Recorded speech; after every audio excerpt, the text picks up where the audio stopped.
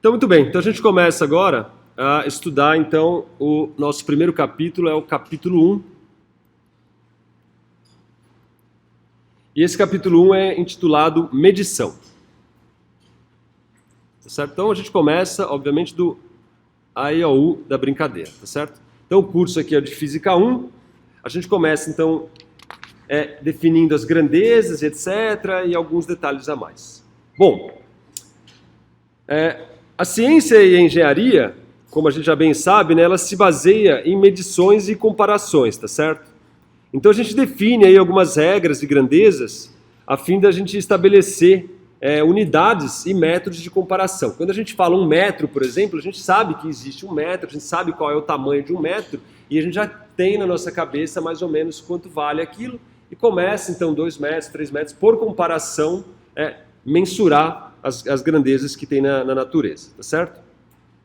Bom, a física ela foi desenvolvida à medida que a gente aprendeu a mensurar e comparar. Então, para hoje é fácil, né, a gente medir 1 metro, né, e comparar 1 metro ou mesmo 1 quilo, mas isso foi todo um aspecto do desenvolvimento humano, né? Então, isso, na história da humanidade, as pessoas foram tendo necessidade, né, de comparar as coisas, principalmente para o comércio, né? Então, foi sendo desenvolvidas medidas e grandezas. Então, a gente tem o comprimento, a gente tem o tempo, a gente tem a massa, depois a temperatura, pressão, corrente elétrica e assim por diante. Todas essas grandezas, elas são mensuradas por uma comparação. Certo? Corrente elétrica, por exemplo, a gente tem quantos coulombs, né, que é a carga, passa por unidade de segundo, unidade de tempo, numa certa seção. Então, se passar 1 coulomb por segundo, a gente define a grandeza chamada ampere. Então, passou 1 ampere. E assim por diante. Outras grandezas também foram sendo definidas durante a história da humanidade, certo? Então, uma grandeza física, ela é sempre medida por comparação com um padrão. Tá certo? Então, a gente precisa definir um padrão. Esse é o padrão do metro, esse é o padrão do quilo, esse é o padrão de 1 segundo. E isso vem mudando também conforme o tempo. Não que 1 metro deixou de ser 1 metro, mas eles começam a precisar de maior precisão. Então no começo era uma barra, depois essa barra não está muito legal, porque ela pode dar uma contraída, ou ela pode dar uma dilatada, dependendo da temperatura. Então eles foram aprimorando essas medidas padrões aí, conforme a evolução dos tempos, tá certo? Em princípio, a gente pode definir essas grandezas como a gente bem quiser, tá certo? Tanto que teve uns caras que definiram polegar, né? Tem o pé, né? E etc. O importante é que a gente exista aí um acordo entre todos, tá certo? Os que vão usar essa medida. Então, o que é um polegar para um é um polegar para todo mundo. Não pode ser o polegar meu, o seu e cada um usar um polegar diferente, tá certo? O que é um pé é o pé de um cara lá e daí em diante vai ser o mesmo pé para todo mundo, tá certo? Então, essa grandeza ela tem que ser padronizada. Então, daqui em diante, 1 metro é isso e vai ser 1 metro para todo mundo. Daqui em diante, 1 segundo é isso e vai ser 1 segundo para todo mundo. Apesar da natureza, na física, existe um número grande de grandezas, tá certo? Existem muitas grandezas. Nem todas essas grandezas são independentes. Por exemplo, a velocidade, ela é a razão, né, entre o comprimento e o tempo, tá certo? Então, a gente não precisa definir uma velocidade padrão. Se a gente definir um comprimento padrão e um tempo padrão, por consequência, a velocidade já está bem definida também. Então, o que a gente faz é escolher, através de um acordo aí internacional, né? Então a gente vai lá, senta lá alguns representantes das nações lá, e escolhe aí um pequeno número de grandezas físicas e atribui para elas alguns padrões. Então está lá definido um padrão para cada uma dessas medidas e poucas grandezas, aliás, são capazes de dar conta de todas as outras, tá certo? Então, essas grandezas, elas são chamadas de grandezas fundamentais, tá certo? E todas as outras, elas são sempre escritas em termos dessas grandezas fundamentais, tá certo? E obviamente que esses padrões fundamentais, eles têm que ser acessíveis, né, para toda e qualquer pessoa que queira trabalhar e começar a mensurar as coisas. Bom, como é que funcionou isso aí? Então isso tudo começou, então já vou direto para a seção 1.3, porque tudo isso que eu disse é seção 1.2 e a 1.1. Então na seção 1.3, nós temos o que a gente chama de sistema internacional de unidades.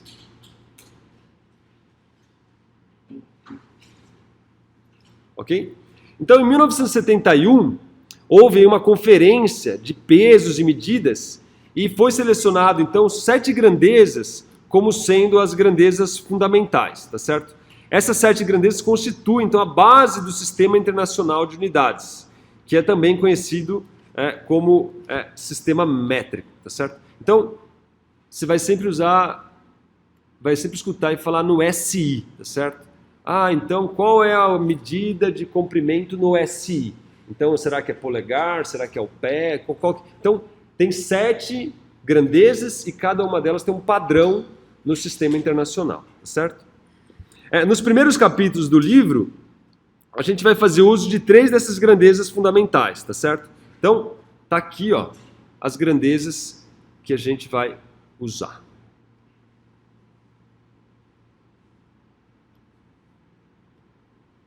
Tá aqui, ó. Então, as grandezas fundamentais para a gente trabalhar no começo é o comprimento, tá certo? A unidade do comprimento é o metro e a gente também define um símbolo para essa unidade, tá certo? Que é a letra M. Então, se eu quiser representar aqui no meu texto 2 metros, eu posso pôr 2M, tá certo? Então, isso significa que a distância entre, por exemplo, esse ponto aqui e esse ponto aqui tem 2 metros, tá certo? A outra grandeza que a gente vai usar bastante é o tempo, cuja unidade no sistema internacional é o segundo e o símbolo é o S, tá certo? E finalmente a massa, cuja unidade é o quilograma e o símbolo dessa unidade é o kg, tá certo? Então a gente põe lá 7 kg, significa 7 quilogramas. As outras grandezas, só para a gente completar aqui, por questão de completeza, é a corrente elétrica,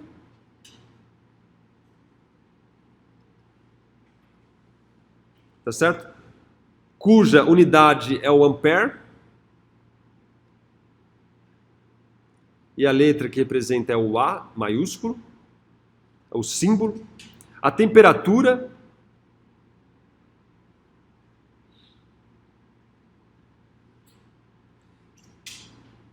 cuja unidade é o Kelvin, e a gente usa a letra K como símbolo. Tem um que é de quantidade de matéria,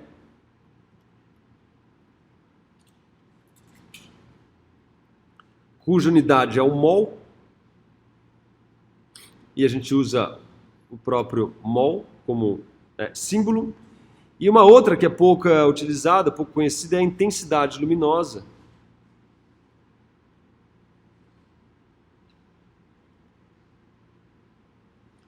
que é a candela, cuja unidade cujo símbolo, é o CD. Tá certo? Então essas são as 7 grandezas fundamentais no sistema internacional. Como eu enfatizei, essas 3 aqui são as que têm maior interesse para nós agora no começo aqui no nosso curso de Física 1, tá certo? Muitas unidades derivadas do sistema internacionais, do sistema internacional, são definidas em termos dessas unidades fundamentais, tá certo? Então, por exemplo, como eu já disse, você tem o ampere já é definido como fundamental, então você vê, eles não usam nem o coulomb, eles usam a corrente como fundamental, tá certo? Poderia ser a carga, não tem problema nenhum. Então eu poderia usar a carga como sendo unidade fundamental, e eu tendo a unidade de carga, que é o coulomb, e o tempo, eu tenho a definição de ampere, tá certo? Mas não, eles escolheram o ampere como sendo a fundamental. Então, ampere vezes segundo me dá, então, a definição de carga, tá certo? Então, você poderia ter outras escolhas, mas foi escolhido essas 7 unidades. Uma outra também é o watt, tá certo? Que é a unidade de potência. Então, ela também é definida em termos da massa, do comprimento e do tempo. Então, por exemplo, 1 watt de potência, que a gente usa a letra maiúscula W, nada mais é do que 1 quilograma metro quadrado por segundo ao cubo. Então você vê que fazendo uso das unidades, das grandezas fundamentais, eu consigo deduzir outras grandezas, tá certo? Muito bem.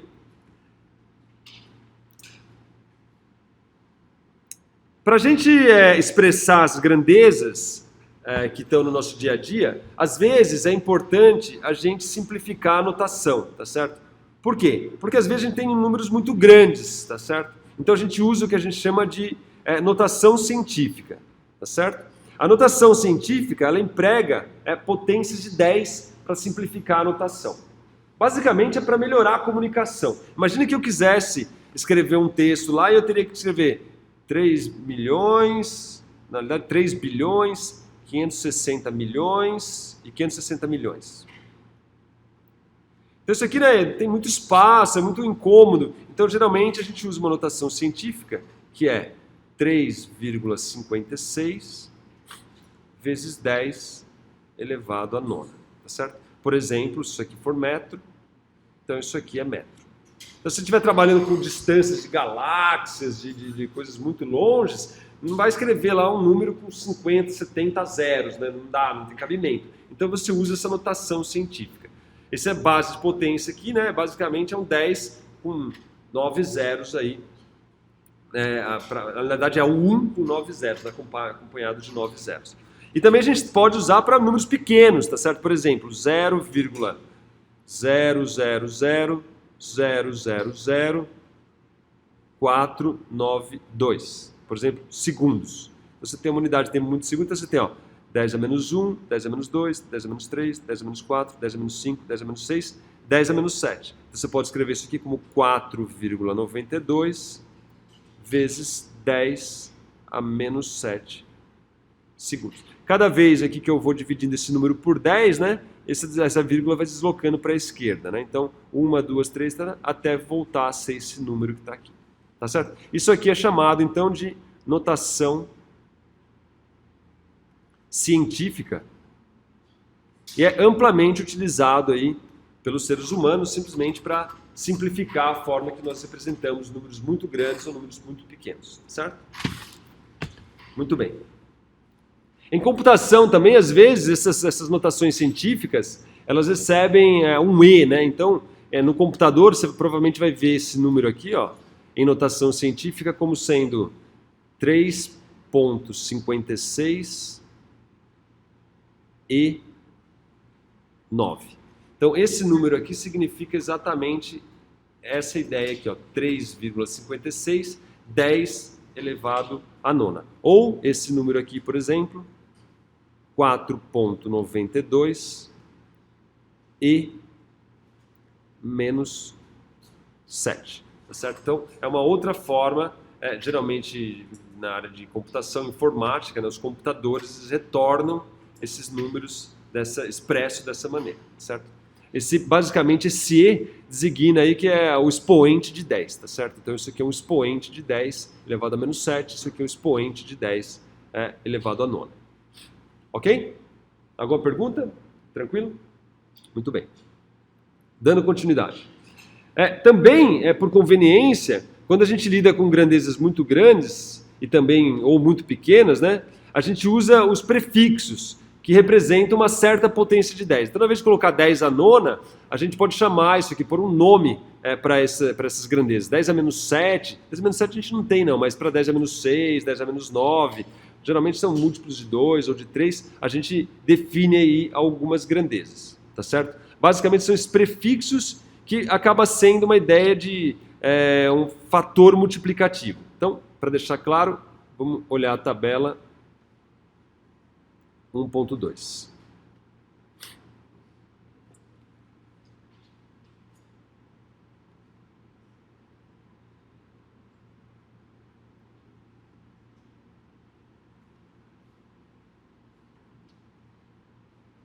Então tá aqui, Então, por exemplo, você tem aqui, quando você quer representar o número 10 a nona, você usa giga, tá certo? 10 a sexta, você usa mega. Quando você usa 10 a terceira, você usa quilo. 10 a menos 2, você usa cent. 10 a menos 3, mili. 10 a menos 6, micro. 10 a menos 9, nano. 10 a menos 12, pico. E hoje em dia também já está sendo bem usado o 10 a menos 15, que é o fento, tá certo? Então, basicamente, por exemplo, 1 fento segundo. Então, vou dizer que eu tenho um pulso ultra rápido de 1 fento segundo.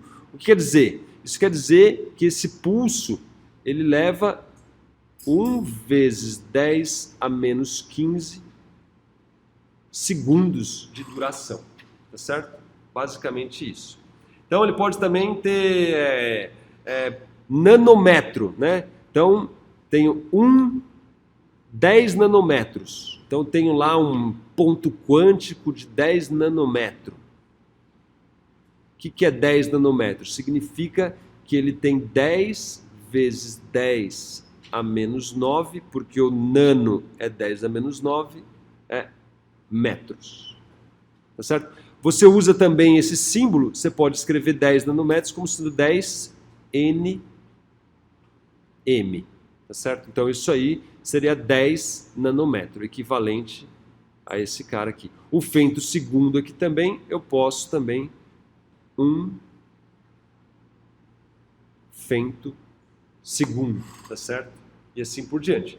Para gigahertz, né, você tem lá processadores de gigahertz. O que isso quer dizer? Que você tem 10 a nona hertz, tá certo? Hertz é 1 sobre segundo. Então o ciclo é 10 a nona por segundo, né? 10 a nona ciclos por segundo, certo? Isso quer dizer um processador que trabalha a 10 GHz, por exemplo, tá certo?